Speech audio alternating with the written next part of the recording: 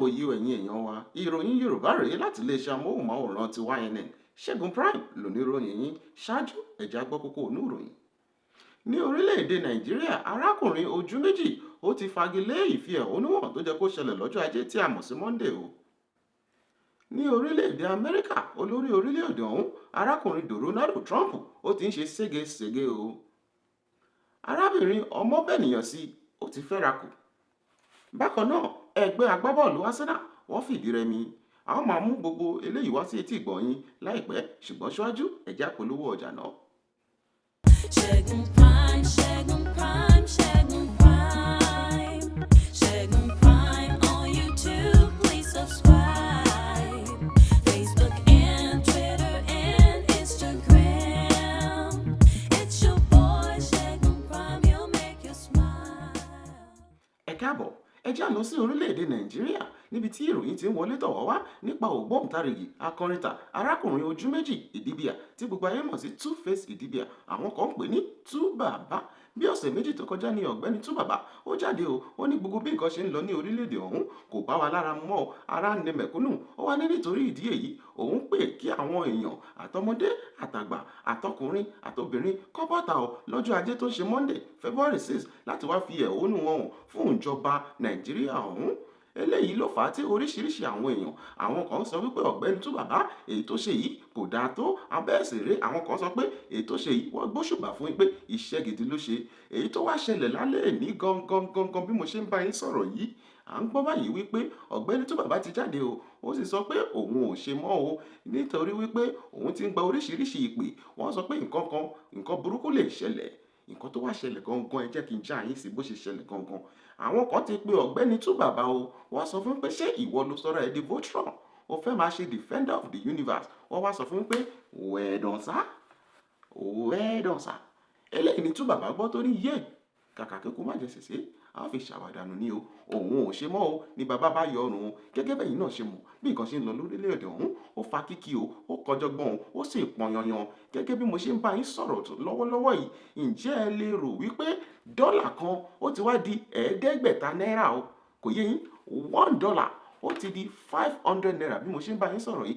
Eléyìí ò bójú mu ẹ jọ̀wọ́ ẹ bá wa rọ ìjọba Nàìjíríà lọ́wọ́ kó tètè bá wa wá nǹkan ṣe sí ebi ń pa mẹ̀kúnnù ara ni àwọn èèyàn wa kò síná kò sómi kò sóúnjẹ bẹ́ẹ̀ kẹ̀rẹ́ gbogbo nǹkan kan wọn títí mọ́ pure water omi lásán wọn ní pure water gan ti ń ṣe kí ni ó ti ń bùgá ó ti ń ṣe báyìí ó ti ń ṣe báyìí ó ti ń yọgẹ̀ ó ti ń fún ẹ̀ ó ti ń fẹ̀ fún òun gan ti wọ́n ẹ jọ̀wọ́ ara ni àwọn mẹ̀kúnnù ìjọba Nàìjíríà wọn ní kí ẹ ṣe dáadáa àjẹ́bẹ̀ apá yín á jábọ́.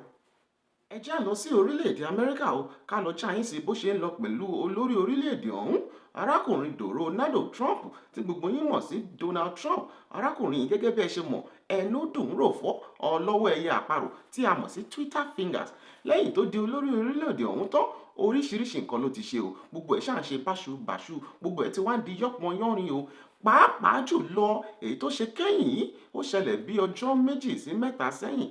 Bàbá wa sọ wípé ní báyìí àwọn ará orílẹ̀-èdè kan bí orílẹ̀-èdè 7 kan wọn kò lè wọ ìlú Amẹ́ríkà mọ́ eléyìí wá fa rògbòdìyàn káàkiri gbogbo àgbáńlá ayé ẹ wá rí báyìí wípé ewu ń bẹ lóko lóńgẹ́ fún ara rẹ̀ ewu ni kẹlọ́mọ kó kìlọ̀ fọ́mọ rẹ̀ ọ̀rọ̀ Donald yìí ó ti fẹ́ máa sú wa ní orílẹ̀-èdè Amẹ́ríkà yìí bákan náà à ń gbọ́ báyìí wípé ògbóǹtarìgì akọrinta arábìnrin ọmọbẹ̀nìyàn tí a mọ̀ sí Beyonce òun àtọkọ rẹ̀ Jayéọlá tó ń jẹ́ Jay-Z wọ́n jáde láti sọ wípé ọmọbẹ̀nìyàn ó ti fẹ́ra kù that is to say ó ti lóyún ó sì ń retí ìbejì.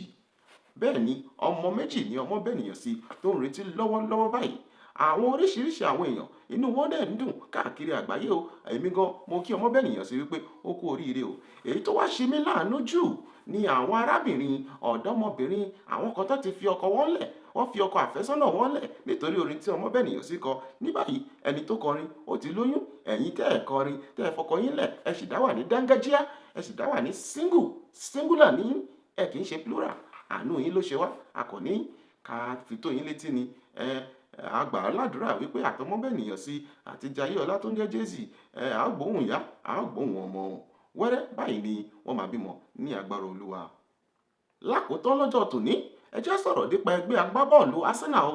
Àwọn tí wọ́n figagbága pẹ̀lú ẹgbẹ́ agbábọ́ọ̀lù Chelsea lénìí tó sì wá ṣẹlẹ̀ wípé ẹgbẹ́ agbábọ́ọ̀lù Arsenal wọ́n fìdí rẹmi o. Wọ́n nà wọ́n àlùbulẹ̀, wọ́n nà wọ́n bí ìbàrà, wọ́n nà wọ́n ní àmì 3-1. Èyí tó wá yani lẹ́nu jù níbẹ̀ ni wípé bí wọ́n ṣe ń sọ àwọn bọ́ọ̀lù yìí wọlé, tẹ́ bá rí bọ́ ṣe ń sọ bọ́ọ̀lù wọlé, àánú ajé á ṣe yín. Ẹ jẹ́ ká wo díẹ̀ ńbẹ̀ bọ́ ṣe gbá bọ́ọ̀lù ọ̀hún wọlé.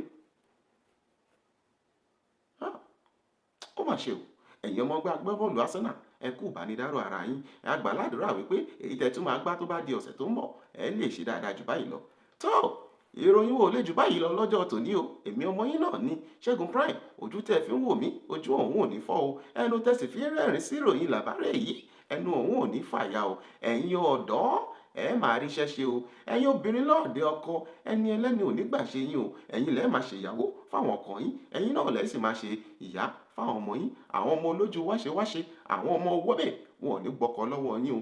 Ẹ̀yin bàbá náà ọmọ yín ò ní jọ lárìn lọ́ọ̀dù o, ọmọ yín ò sì ní jọ gétímá. Ẹ̀yin lẹ́ẹ̀ máa ṣọkọ fáwọn ìyàwó yín. Nǹkan tí ọkùnrin fi ń ṣọkọ fún àwọn ìyàwó ní ti owó níní àti ní ìtàfẹ́ náà gbogbo ẹ̀ pátápátá Ọlọ́run ó jogún fún yín o. Èmi ọmọ yín ni lẹ́ẹ̀kan sí Segun Pryme. Màá pàdé yín lọ́sẹ̀ tó ń bọ̀. Ó dàbọ̀.